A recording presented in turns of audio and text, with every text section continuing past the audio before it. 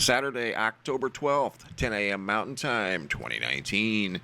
Guys, in this video, we're going to talk about the month of October. I'm calling it SHOCK-TOBER, as it set so many records continuing on from September. We're seeing more records set in October. What you're looking at here is a map that I've put together of just some of the weather activity going on from the East Coast to the West Coast and everywhere in between.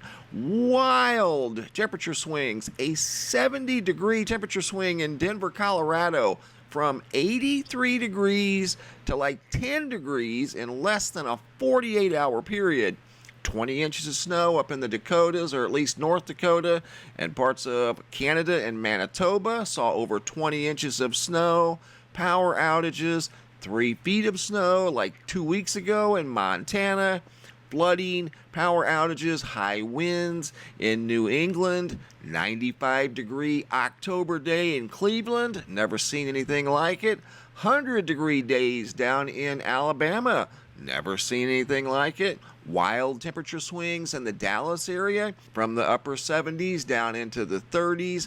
Wildfires in California, and the list goes on and on. We're here at the Go 16, and you can see a difference in the map right here, especially west of the Mississippi. That's a big area of cold air that's come down from northern Canada. What you're looking at here is a big storm that's going to join forces with this storm out here in the Atlantic. They're both going to make their way to the North Atlantic, affecting Greenland, Iceland, the UK, Ireland, probably in the next week. But right now, this storm system has dropped over 20 inches of snow in parts of North Dakota. And like I said earlier, in Canada, historic snowfall, 20 plus inches in Manitoba.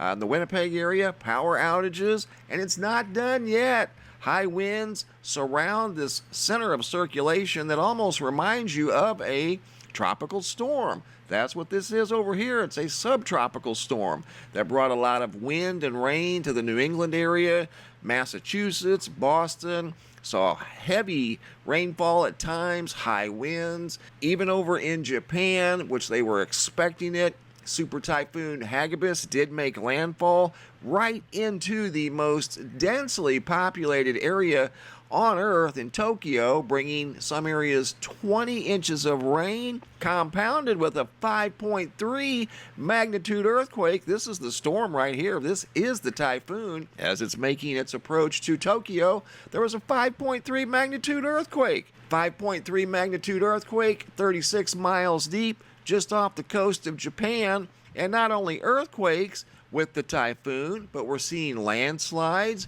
floods, high winds, storm surge, high waves because we're entering the full moon phase, torrential rain, power outages, 20 inches of rain in the Tokyo and Tokyo metro area. And these rainfall totals cover the entire length of Japan. Not all 20 inches, but anywhere from 5 to 12 to 15, as this storm was massive. At one point, the storm was over 1,000 miles wide combined. The eye wall, I think, reached 55 miles wide. Just absolutely huge. Here you can see it making landfall right into the Tokyo area. And this storm covered a lot of real estate. Unfortunately, it did do a lot of damage as it made landfall just a few hours ago, and it's still over Japan right now as I do this video. You're looking at some pictures from the New York Times out of Tokyo and the Tokyo metro area. Power lines down, a lot of power outages.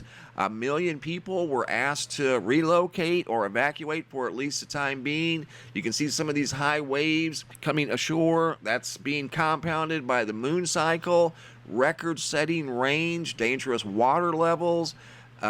People are trying to take cover and do the best that they can. You can see right here, this is the Isuzu River that flows through Japan, reaching historic heights. And this isn't done yet. It's actually just getting started. Here's the storm moving through Japan to the north. And the only good thing about this thing is it's moving very quickly. It's moving at around 16 or 17 miles per hour. So moving along at a pretty good clip. That's the only good thing about this storm. did bring a lot of rainfall. I don't know if they were having drought issues over in this area that maybe could bring a plus side to it, but anytime there's the high winds and extreme flooding and damage, we don't like to see that. But we're looking at some of the rainfall totals here at VentureSky.com. Here's a look at the storm as it's making a direct approach to Tokyo. This is from yesterday late in the evening, and then you're going to see a slide of it making landfall early this morning our time, and it would have been nightfall over in Japan. 20 plus inches of rain in the Tokyo metro area right in here. There's a lot of people there, over 14 million people. Probably closer to 20 million people in this entire area. That's just Tokyo and the Tokyo metro. We're here at Google Earth looking at the size of this storm. It just expands for hundreds of miles, covering all of Japan and then some. Just absolutely huge. Look at that thing. And at one time, it was at 900 millibars. Central low pressure, that's a very strong super typhoon. It's not a super typhoon now when it's making landfall. I think it's a Category 1, quite possibly a Category 2. But at one time, it was definitely in record-setting territory. Much like we're seeing records set like in the United States, down in Australia, down under. They're seeing record-setting sweltering heat and then winter-like conditions in the same day. So records being set down in Australia. I got some emails that were sent in by Jamie, who lives down in the area. They're seeing these wild temperature swings like we're seeing up here in the United States. I don't know if they're 70-degree swings like we're seeing in Denver, but nevertheless, a lot of similarities down in Australia with what we're seeing up here in the United States. Wild temperature swings, extremely hot for this time of year, 104 degrees in parts of Australia, and it's their springtime. It would be like 104 degrees in the United States in April. I mean, the temperatures are way above average. In fact, here's some of the records that have been set here recently. New record in Casino, Australia, of 40.7 degrees Celsius. I think that's over 104 degrees or right at it. Lismore, 40.3. Bailola, new record. And again, all of these are in October, of 40.0 degrees Celsius. Many of these records were very close to being broken.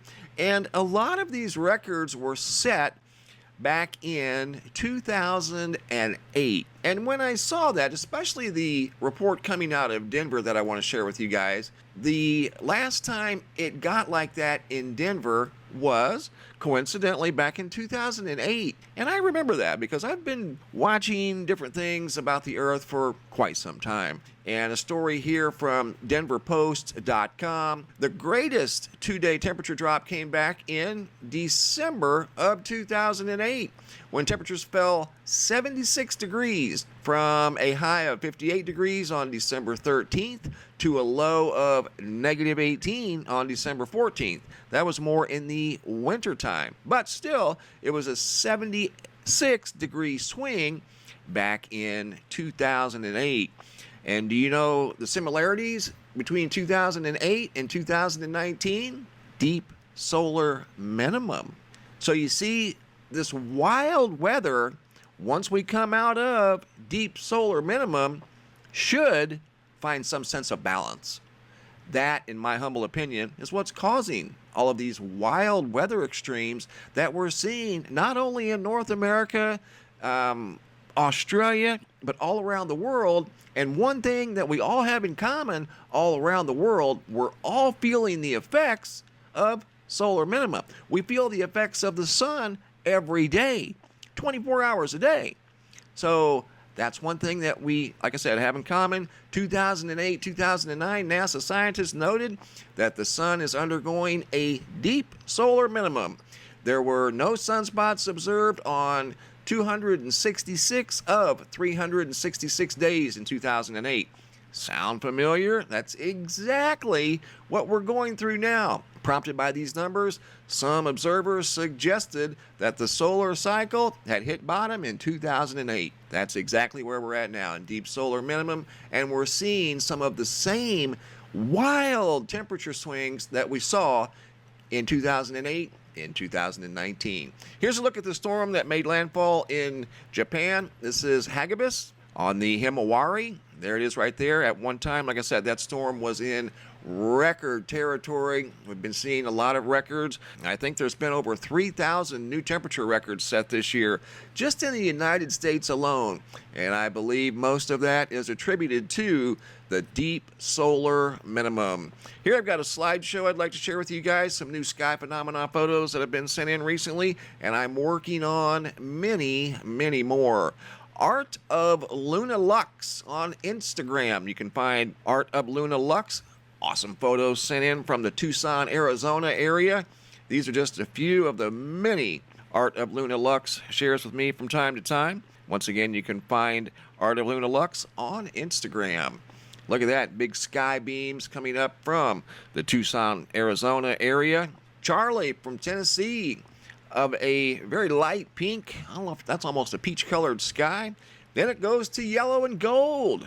Just beautiful. Stick around, it'll turn to purple, pink, blue, got all kinds of different colors going on. Photo sent in by Charlie, once again from Tennessee, but the photo was taken by Stardust Vibes, as you can see down here in the right hand corner. So beautiful photograph of some lightning coming around from behind the clouds during a thunderstorm.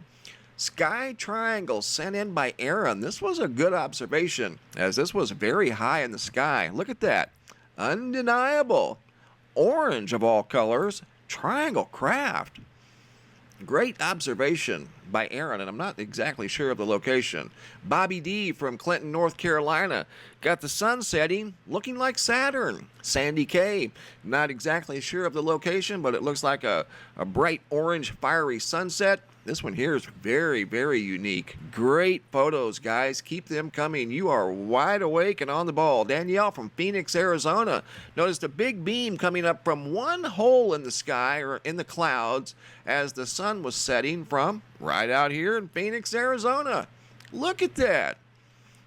Excellent photos. Once again, like I said earlier, you guys are wide awake and on the ball. Keep them coming. Kimberly out of Texas. Bright orange and yellow golden colored sunset. As you can see here, same photograph just a few minutes later from Kimberly out of Texas. Seminole, Oklahoma, April and Adam, of a light purple, kind of a pink colored sunset going on there. Glenwood, Georgia, Ben F. You can see the sunset reflecting off of the lake. Laredo, Texas, sent in by Miriam, of some sort of a weird cloud in the sky. Looked like an earthworm or something up there, stretched out for hundreds of miles possibly. Look at that. Very unique. Another photo here from Miriam out of Texas. Big sky beam at sunrise or sunset, I'm not exactly sure. Natalie K from Germany sent this little video clip in of a orange sky, orange-pink sky at sunset. Look at that. Spectacular. Nagaland, India, sent in by Jameer. What he was describing as two suns, or at least it looked like two suns at this moment in time. Shared these photos with me from India. Look at that. I see why he was compelled to take the photographs. Almost looks like an orangish comet or a sun there and a sun there. Does look very interesting. I totally agree. Ramon C. sent in what he said looked like a hurricane up in the clouds. Claremore, Oklahoma. Scott S. of a beautiful panoramic sunset. And there's something in that sunset that wasn't real noticeable. That right there, I zoomed in on that lightning bolt that was right in the middle of that sunset.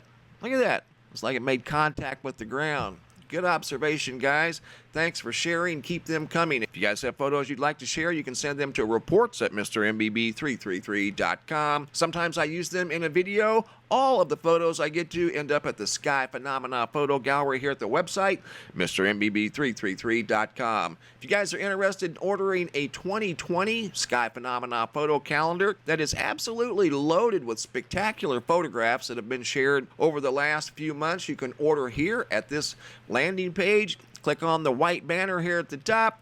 Takes you to this landing page where you can order a good quality calendar, by the way. It's made out of photo paper, not paper. I have one myself hanging on the wall right behind me. And like I said, it's filled with awesome photographs that have been shared over the past few months in 2020. So don't forget to check out the calendar. And there's also some shirts down below the calendar if you're interested in something like that. So feel free to check that out. Thanks for watching, guys. Have a super day and be safe out there.